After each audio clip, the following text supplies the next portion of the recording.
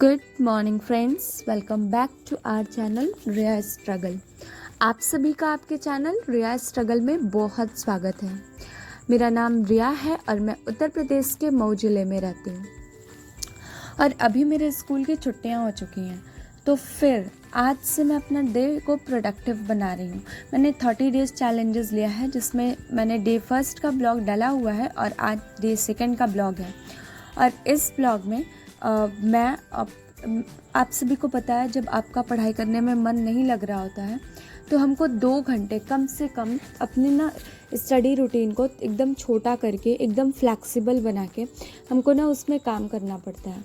मैं सुबह 5 बजे उठ गई थी और उठ के ये सोच रही थी कि मैं आरपीएफ, डीएलएड और सीटेट तीनों को एक साथ कैसे मैनेज करूं। फिर मेरे को लगा था कि अभी छुट्टियां हो गई हैं और सिर्फ ट्यूशन ही चल रहे हैं, तो जो जी जान लगा देना है वो लगा दो। तो ऐसा करते हैं कि अगर हम घर पे होंगे तो हमें कोई ना कोई काम या फिर हमें ऐसा नींद आएगा तो फिर हम सो जाएंगे। फिर हमारी बॉडी ऐसी होती है ना कि procrastination is a very important thing which matters in our life. तो हमको प्रोक्रेस्टिनेशन से बचना चाहिए। हमारा माइंड हमेशा ये बोलेगा अभी सो लो, फिर थोड़ी देर बाद काम कर लेना या फिर पढ़ाई कर लेना या इस टाइप का कुछ। तो देखिए, मैं सुबह उठ के मौसम इतना ठंडा था और बहुत ही अच्छा लग रहा था, तो मैं सबसे पहले सोचे थे कि 2.5 घंटे, 5:30 हो रहे हैं, 6:30, 7:30 और 8 बजे तक मैं 2.5 घंटे अपने टेस्ट दूंगी।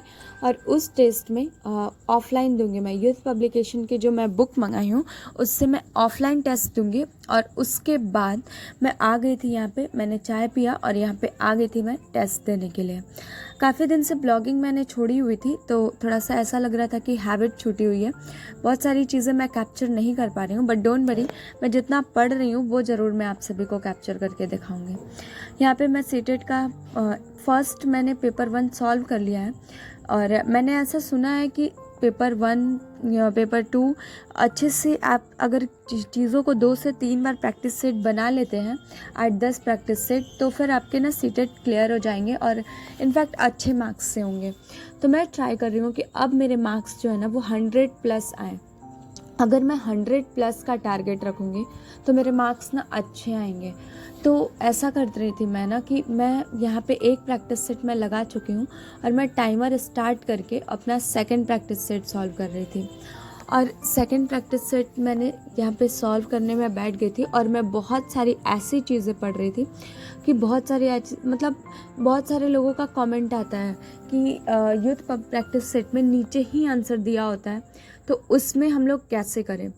तो मेरा मानना है कि अगर आपके यूथ पब्लिकेशन में आंसर नीचे दिया हुआ है तो आप अपने माइंड को ऐसा ट्रेन करके रखिए, अपने माइंड को ऐसा समझा के रखिए कि अगर आपके चीज़ों में या फिर अगर आपके सामने रखा भी होगा तो आप अपने माइंड को ऐसा ट्रेन कीजिए कि मुझे ये चीज़ें नहीं लेनी है, क्योंकि ये मेरे लिए बेनिफिशियल नहीं है। अगर मैं इसको ले ली तो कल मुझे बहुत पछताना पड़ सकता है। और अब हमारे पास बिल्कुल भी टाइम नहीं है, बिल्कुल टाइम नहीं है। स्पेशली मैं अपनी बात करूँ तो मेरे पास जो भी टाइम है, ये जो डीएलएड मैं कर रही हूँ इतना ही टाइम है। डीएलएड कंप्लीट होते ही अगर कोई वैकेंसी आ जाएगी, यहाँ तक उम्मीद है कि 2026 में सुपर टेट की वैकेंसी आए, तो मैं अगर आ जाएगी तो दे पाऊँगी, अदरवाइज़ मेरे पास बिल्कुल भी वक्त नहीं है। क्योंकि अगर आप लड़की हैं तो आपको फैमिली प्रेशर होता है, तो फिर कहीं ना कहीं ये भी डर मेरे दिमाग में है। तो मुझे ऐसा लगता है कि जान लगा दो या जाने दो। इट मीन्स कि अभी मेरे साथ ये चल रहा है कि मैं ईमानदारी से खुद के साथ ईमानदार होके बहुत अच्छे से पढ़ाई करूँगी। और मैं यहाँ पे देखिए छुपा छुपा के प्रैक्टिस सेट सॉल्व कर रही थी। मैंने एक पेज ले लिया था और अपने आप को एनालाइज कर रही थी। यहाँ पे टाइमर स्टार्ट कर लिया है, आंसर छुपा लिया है और मैं आंसर हटा भी रही हूँ तो उसको मैं देख नहीं रही हूँ कि कौन सा आंसर सही है गलत है। मैं खुद से पहले क्वेश्चन छुपा के आंसर लगाती हूँ, उसके बाद देखती हूँ कि सही है, फिर अगर गलत है तो गलत कर दे रही हूँ और सही है तो सही कर दे रही हूँ। धीरे धीरे मेरी ब्लॉगिंग हैबिट बहुत अच्छी हो जाएगी और मैं आपको सारी चीज़ें कैप्चर करके दिखाने लगूंगी। बट आप सब मेरे साथ जुड़े रहिए और अपनी स्टडी को कैसे कर रहे हैं ज़रूर बताइएगा। यहाँ पे मैं जब सीटेट का प्रैक्टिस सेट सॉल्व कर रही थी तो फिर ऐसा फ़ील हो रहा था कि बार बार लाइट आ रही है जा रही है, और फिर थोड़ी सी गर्मी भी थी। तो मैं वैसे तो अभी लाइट थी तो मैं बैठ के प्रैक्टिस सेट सॉल्व कर रही थी, बट इसके बाद मैं चले जाऊँगी नहाने के लिए। नहा वहा के पूजा वगैरह करके आज मैंने डिसाइड किया है कि मुझे लाइब्रेरी जाना है, क्योंकि जो 1 मंथ भी छुट्टी हुई है ना, तो इस 1 मंथ में मेरे डीएलएड के एग्ज़ाम्स पढ़ेंगे और सीटेट के पढ़ेंगे। अगर मैं इन दोनों को देके फ्री हो जाऊंगी तो मैं आरपीएफ के लिए ना बिल्कुल अच्छे से पढ़ाई कर पाऊंगी। और मैं साथ ही साथ आरपीएफ के लिए भी पढ़ रही हूँ, क्योंकि लास्ट में ना जब मेरा सिलेबस जब भी कंप्लीट हो जाए आरपीएफ वाला, क्योंकि उसमें ना 50 नंबर के जीके जीएस आ रहे हैं, तो 50 नंबर के जीके जीएस में मैं इतना वास्ट जीके जीएस है कि उसका सिलेबस भी नहीं अवेलेबल है, सिर्फ यही लिखा हुआ है कि हिस्ट्री, पॉलिटी, साइंस। तो फिर मैं ना नवीन सर के क्लासेस को, वो जो 45 क्लासेस करवा रहे हैं, मई से उन्होंने स्टार्ट किया हुआ है, मैं उसको अटेंड करने का मैंने सोचा है। तो मैं यहाँ पे आ गई थी फाइनली, मैंने नहाया पूजा वगैरह करके मैं यहाँ पे आ गई थी लाइब्रेरी के लिए। और लाइब्रेरी में बैठ के ना कब 6 से 7 घंटे तक हम जब सबको देखते हैं और कब पढ़ते रहते हैं ना, पता ही नहीं चलता है कि जब कब 6 से 7 घंटे कंप्लीट हो गए।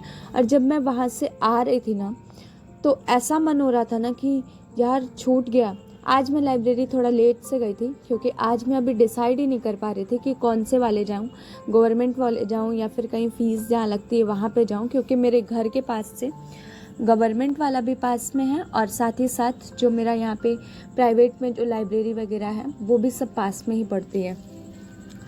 इट मीन्स मान लीजिए ना कि लाइफ हमको इतना अपॉर्चुनिटी दे रही है ना कि तुम्हारे पास किसी चीज़ की कमी नहीं है, सिर्फ और सिर्फ कमी है तो आपके मेहनत और पढ़ाई की। तो आज मैंने ना सिर्फ और सिर्फ 1 घंटे 41 मिनट की क्लास की हुई है, जो कि पूरी कंप्लीट नहीं हुई थी। तो मैं इस क्लास को इतनी हो पाई थी और इसको मैंने ना बहुत अच्छे से लर्न किया है, सर ने बताया था और मैं बहुत अच्छे से पढ़ी हूँ। और इसमें ना मैंने नोट कर लिया है कि कितने क्वेश्चंस इकोनॉमिक्स से बनेंगे, कितने क्वेश्चन साइंस से बनेंगे और बाकी सारा। और मैं वहाँ से लाइब्रेरी से वापस आ गई थी। आज मैं लाइब्रेरी गई थी ना, तो मुझे ऐसा फील हुआ था कि बहुत सारे जो हमारे यहाँ के जो लाइब्रेरी है ना, मैं यही सोच के गई थी कि कोई अच्छी फ्रेंड मिल जाएगी, क्योंकि जब हमारा स्कूल चलता है ना तो फिर हमको पता नहीं चलता है, हम फ्रेंड्स बनाना ज़रूरी समझते ही नहीं है। मेरे साथ ऐसा होता है ना स्पेशली कि मैं पढ़ाई में, स्कूल में, ट्यूशन में, ब्लॉगिंग्स में इतना बिजी हो जाती हूँ कि मैं ना फ्रेंड्स की इम्पोर्टेंस समझती ही नहीं हूँ। बट मुझे ऐसा लगा कि मैं लाइब्रेरी जाऊँगी ना तो मुझे कुछ फ्रेंड्स मिल जाएंगे जिनके साथ मैं अपनी पढ़ाई को कंटिन्यू कर पाऊँगी, उनसे कॉम्पिटिट कर पाऊँगी, उनसे डिस्कशन कर पाऊँगी कि कितना वो लोग पढ़ाई किए हैं। क्योंकि मैंने बोला ना, कल के ब्लॉग में बोला था कि अगर हालात नहीं बदल रहे हैं, परिस्थितियाँ नहीं बदल रही हैं, तो खुद को बदल लीजिए। एक डिसीज़न आपका लाइफ चेंज कर सकता है, सिर्फ एक डिसीज़न लीजिए। तो मुझे मेरा ऐसे तो बहुत ऐसा लगता है कि मैं भी इलाहाबाद जाऊं या फिर कोई ऐसी जगह जाऊं जहाँ पे बच्चे पढ़ाई कर रहे हैं और कुछ अच्छे फ्रेंड सर्कल में जाऊं, ताकि मैं भी उनको देख के पढ़ पाऊं। बट ऐसा पॉसिबल नहीं है। और तो फिर हम जहाँ पे हैं वहीं से शुरुआत करते हैं। शिकायत किस बात की करनी है। मैं अपने आप को बहुत मोटिवेट करती हूँ, बहुत समझाती हूँ, और मेरा दिमाग और दिल दोनों के बीच में जो कॉम्बिनेशन है ना, दोनों के बीच का जो समझौता है ना, वो बहुत अच्छा है। अगर मैं अपने दिमाग को समझा देती हूँ कि देखो, या दिमाग मेरा ना मेरे दिल को समझा देता है कि देखो ये चीज़ें गलत हैं, आप भावुकता भले कर रहे हो लेकिन ये चीज़ों में आपको प्रॉब्लम हो सकती है, मेरा दिल मानने को तैयार हो जाता है। आज मैं देखिए, मैंने मैं टारगेट करके गई थी कि मैं मैथ्स और जीके जीएस पढ़ूंगी, क्योंकि मेरा जीके जीएस पोर्शन बहुत वीक है। बहुत वीक बोलूँ तो बहुत नहीं, लेकिन फिर भी मैं मानती हूँ कि बहुत वीक है। तो मैंने आज जीके जीएस को कंप्लीट किया लाइब्रेरी में बैठ के। बहुत देर तक नहीं बैठी थी क्योंकि मेरे ट्यूशन अस्त व्यस्त हो गए।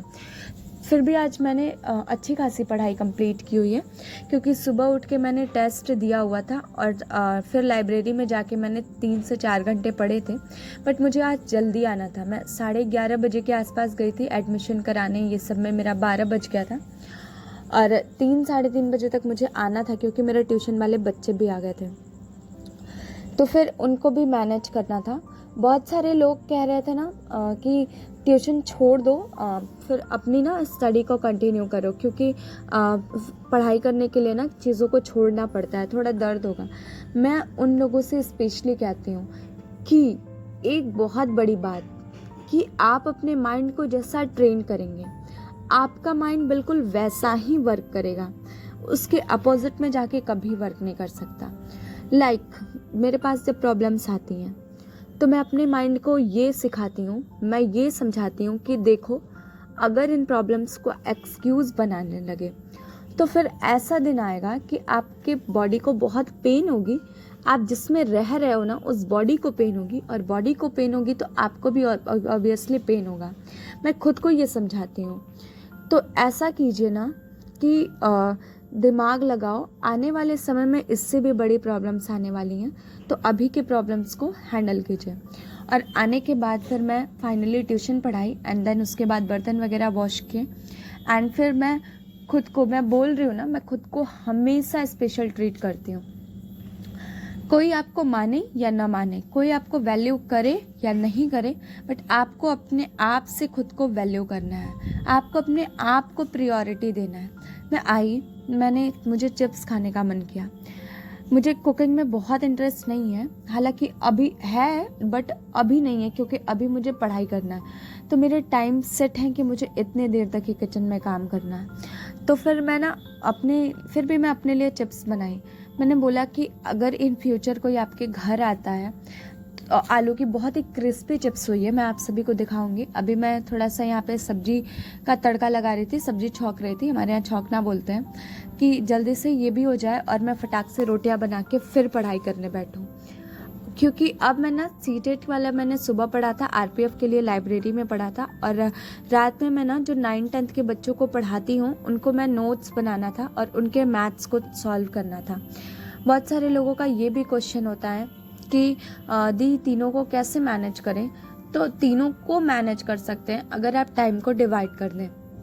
सबसे बड़ी चीज़ है ना कि मैं बार बार बोलती हूँ कि एक डिसीज़न आपका लाइफ चेंज कर सकता है। आप जैसा अपने माइंड को ट्रेन कीजिएगा, माइंड आपका वैसा ही रिस्पॉन्स करेगा, उसके अपोजिट में जाके माइंड कभी रिस्पॉन्स नहीं करेगा। तो कोशिश कीजिए कि आप अपने माइंड को ना बहुत अच्छा ट्रेन करके रखिए। अगर कुछ प्रॉब्लम्स आती हैं ना तो उसमें पॉजिटिविटी ढूंढिए कि अगर मैं इससे निकल गया ना तो एक दिन मुझे ये सब पीछे वाली चीज़ें याद आएंगी। और मुझे ना बहुत अच्छा लगता है जब मैं अपने माइंड को ट्रेन करती हूँ। देखिए ना, आज सुबह से मैं भाग दौड़ कर रही हूँ। सुबह उठ के मैंने पढ़ाई किया, भाग के मैं लाइब्रेरी गई, वहाँ पे पढ़ के आई, तुरंत ट्यूशन पढ़ाया, फिर मैं ट्यूशन पढ़ा के उठी तो ब्लॉग्स अपलोड किया था आप सभी के लिए, फिर भाग के मैं किचन में बर्तन वगैरह वॉश की, फिर खुद के लिए चिप्स बनाया और अब सब्जी बना रही हूँ, फाइनली रोटी। यानी रेस्ट के नाम पे मेरे पास नहीं है और मेरी बॉडी कंटिन्यू काम कर सकती है। बहुत सारे लोगों का बहुत सारे नहीं, 1-2 ऐसे कमेंट्स थे पहले कि दी आप झूठ बोलते हो, आप कंटिन्यू नहीं काम कर सकते हो। तो आप सभी को मैं ब्लॉग्स दिखा रही हूँ और अगर आपको सच मानना है तो मानिए, अदरवाइज़ मुझे कोई प्रॉब्लम नहीं है। मेरी बॉडी कंटिन्यू वर्क कर सकती है, क्योंकि अगर मुझे अपने आप को बोलते हैं ना कि हीरा जितना घिसता है उतना ही चमकता है और पत्थर पे जितनी चोट लगती है उतना सुंदर मूर्ति बनता है। तो बिल्कुल मैं अपने आप को यही समझाती हूँ कि आज तुम जितना काम करोगे। आप सबको एक पॉजिटिव बताऊँ, पॉजिटिव बात, जब मैं झाड़ू लगा रही होती हूँ या बर्तन वॉश कर रही होती हूँ या फिर कुछ भी ऐसा कर रही होती हूँ तो मुझे लगता है कि टाइम वेस्ट हो रहा है। तो फिर मैं अपने आप को समझाती हूँ कि जितना टाइम अगर मैं ये सब काम नहीं करूँगी और सिर्फ पढ़ाई करूँगी या इधर उधर जाने लगूँगी तो मैं ओवरवेट हो जाऊँगी। तो अगर मैं ओवरवेट हो गई तो फिर मुझे जिम जाना पड़ेगा, वहाँ पे भी पैसे लगेंगे, और ये जो घर के काम है इसको करवाने के लिए भी पैसे लगेंगे। चाहे मैं मेड रखूँ या कुछ भी रखूँ तो मुझे पैसे लगेंगे और वहाँ पे भी लगेंगे और साथ में टाइम भी लगेगा। तो फिर मैं ऐसा करूँ कि मैं यहाँ पे काम कर लेती हूँ ताकि मेरी बॉडी भी फिट रहेगी, मेरा काम भी हो जाएगा और कहीं ना कहीं आने वाले टाइम में फ्यूचर में मुझे बिल्कुल भी प्रॉब्लम नहीं होगी। और मैं अपने बॉडी को ना, अपने माइंड को पॉजिटिविटी दिखाती हूँ, हर तरफ से मैं पॉजिटिविटी ढूंढ लेती हूँ। मेरा माइंड ऐसा है ना कि कहीं से भी पॉजिटिविटी ढूंढ लेता है और मुझे बहुत अच्छा लगता है।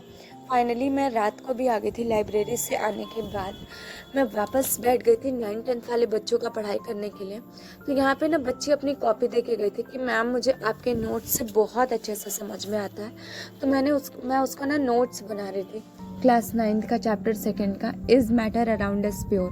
और इसको ना मैंने बहुत अच्छे से सीख भी लिया है। अगर हमारे सीटेट में इससे क्वेश्चन आएंगे ना तो मैं बिल्कुल कर लूँगी।